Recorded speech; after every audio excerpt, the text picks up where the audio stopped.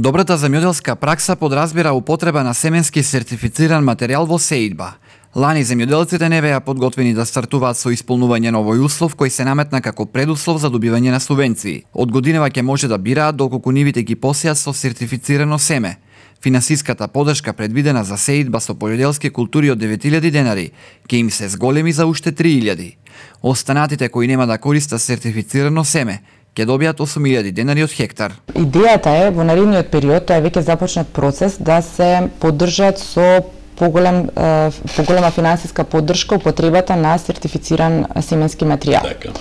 Додека да се намалува константно поддршката на употребата на несертифициран семенски материјал.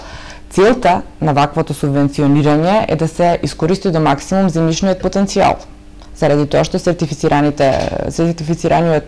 семенски материјал гарантира поголеми приноси, за разлика од несертифицираниот семенски материјал.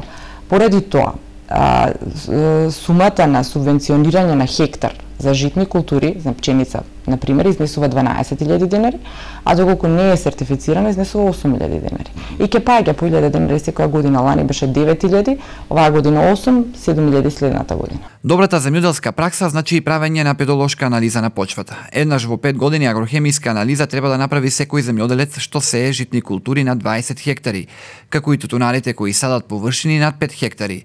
Ова важи и за овоштарите и лозарите. Агрохемиската анализа на почвата треба да направат и градинарите на отворено, доколку имаат производство над 2 хектари и 1 хектар во оранжериите се контролирани услови на производство.